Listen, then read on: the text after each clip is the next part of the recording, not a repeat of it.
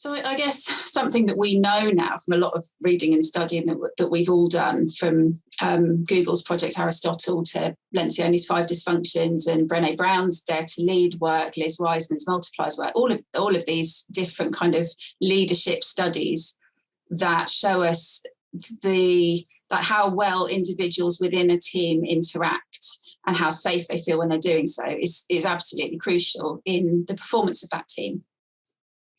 And I guess what I remember at the outset, Joe, was that we adopted the thinking environment principally as a way to run meetings, didn't we? Like that was what we started using it for, so that we would hear from everybody. But I guess I've seen that the impact has been far wider than that. So I'd just like to ask, what do you think somebody else observing our meetings would see that is different from what you've experienced elsewhere? Oh, I think, and this is knowing where we've come from and actually remembering how uncomfortable parts of the thinking environment was for us to implement as a team. And a big part of that, I think, is the appreciation. You know, you don't see in many other companies or many other social interactions, I think, appreciation in the way that the thinking environment really encourages. I think it just creates a different lens of kind of positivity. So not just thinking about, you know, what's going well, but actually taking the opportunity to appreciate the people that you're with, the work that they do.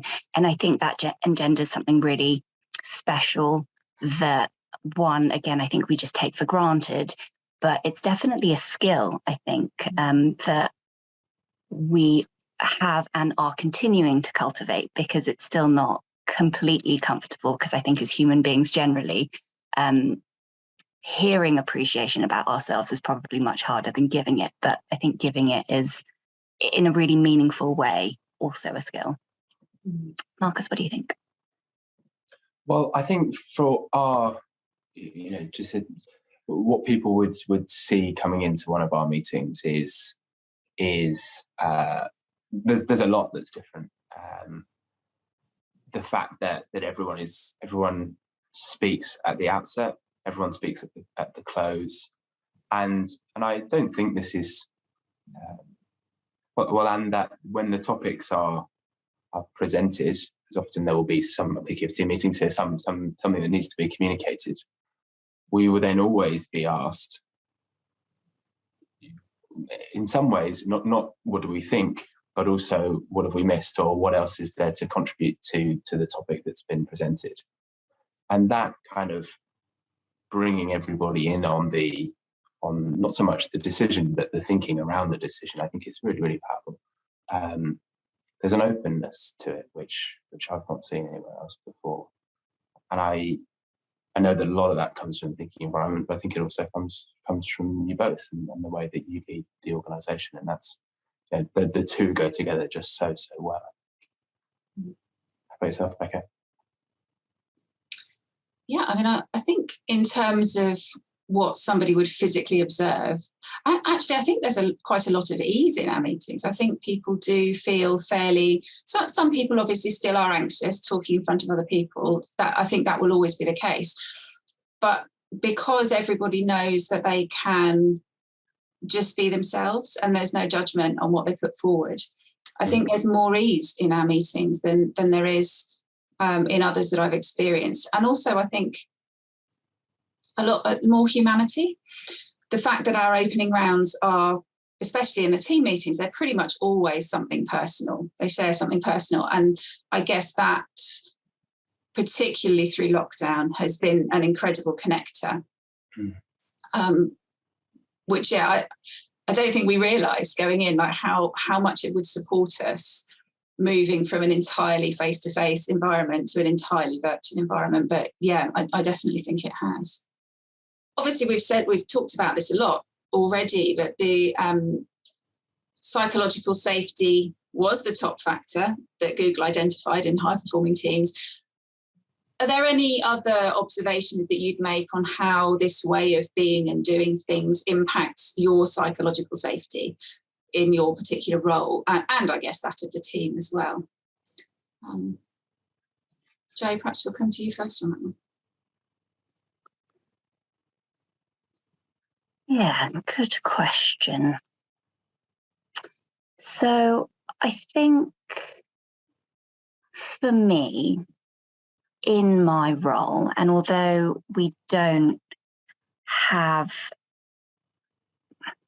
how to describe, like a really typically hierarchical structure, I am always conscious that, without something like the thinking environment, for example, that there is a certain dynamic with me involved, either in one-to-one conversations or kind of group conversations. And it's really important for there to be psychological safety, for there to be equality, in order for whatever thinking it is to kind of be the best that we can.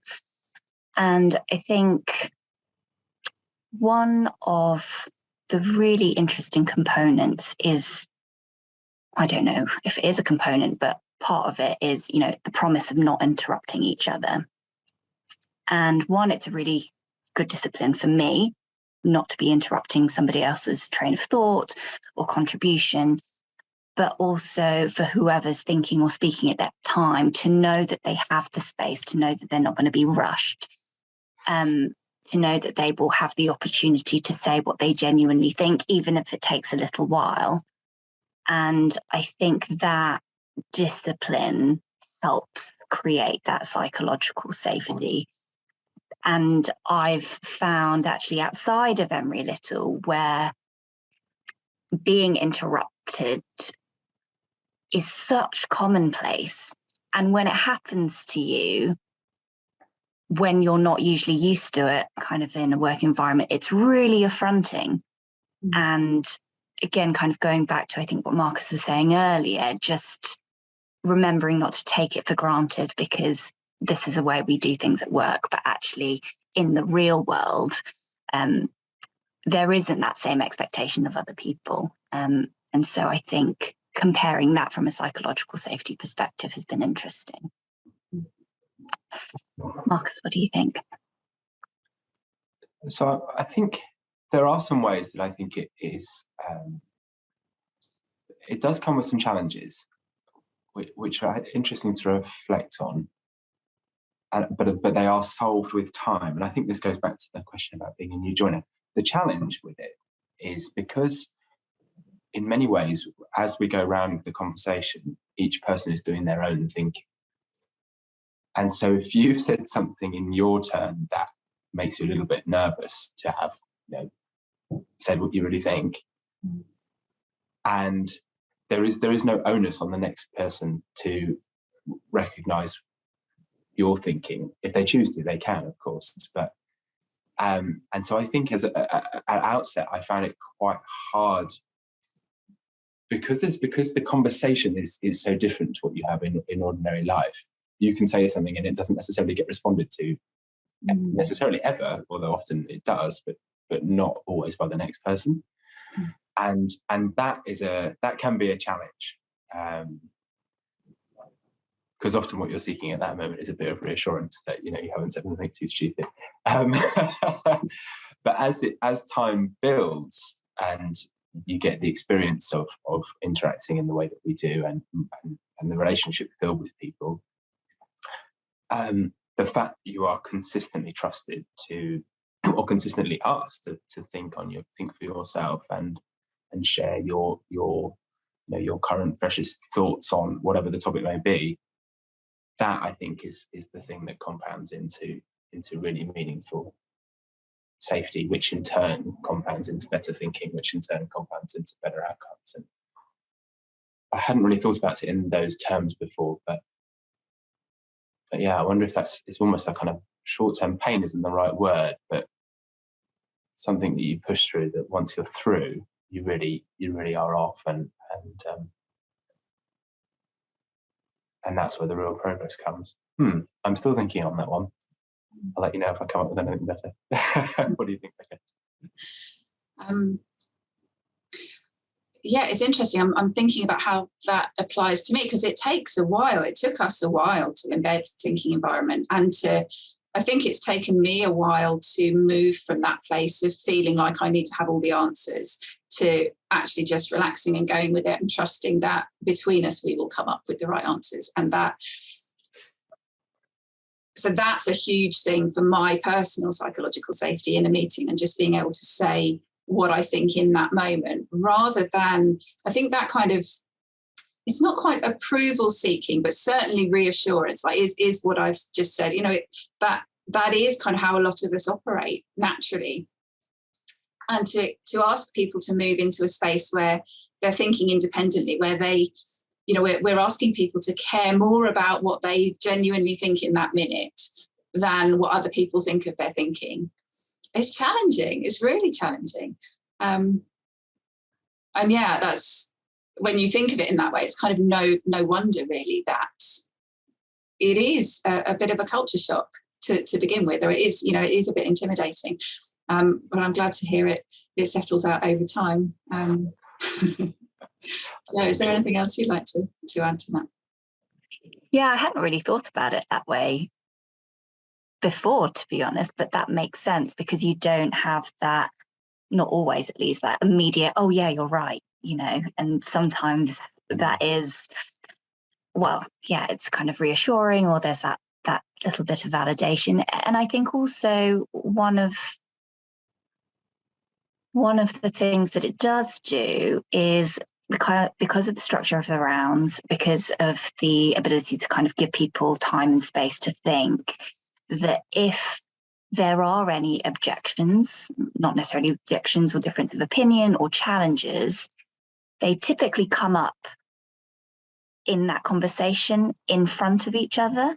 And so there's fewer opportunities for people just to stay silent, get really cross, angry, take it away with them, and then speak about it to someone else. So again, I think having those types of things come up in front of people hopefully goes towards kind of creating that psychological safety, because if someone disagrees with you or doesn't quite have the same perspective, and that it's being brought up in front of you rather than anywhere else.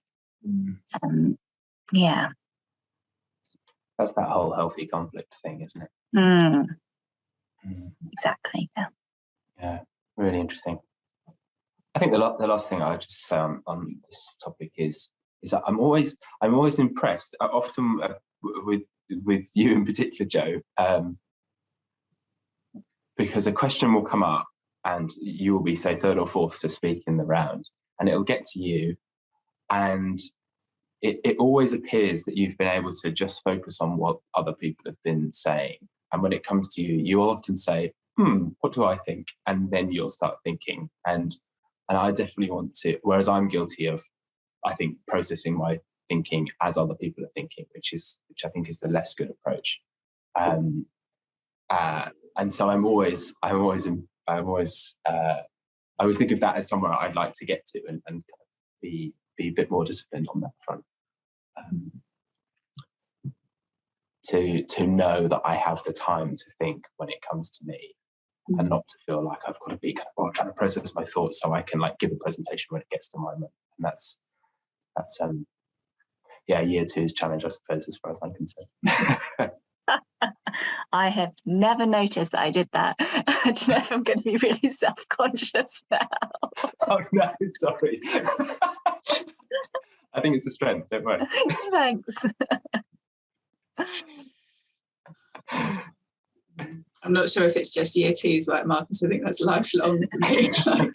Keeping focused on, trusting that when it's your turn, you'll know what to say and what to think, and not thinking about that ahead of time. I think, it is a big challenge. I think it's a big challenge for everybody.